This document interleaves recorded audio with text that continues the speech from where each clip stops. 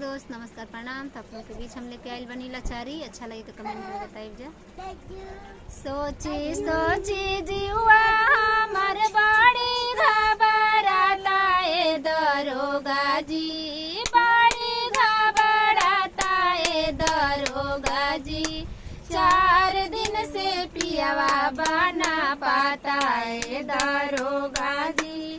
4 दिन से पियावा बना पाता ए दरोगा जी। लिखी ना रिपोर्ट रउआ सोची बिचारी, लिखी ना रिपोर्ट रउआ सोची बिचारी।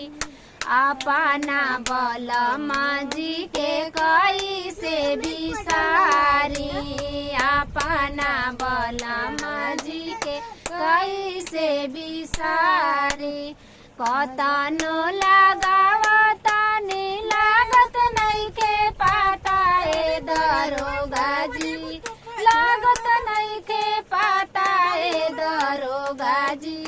4 दिन से पियावा बना पाता ए दरोगा जी। 4 दिन से पियावा बना पाता ए दरोगा जी।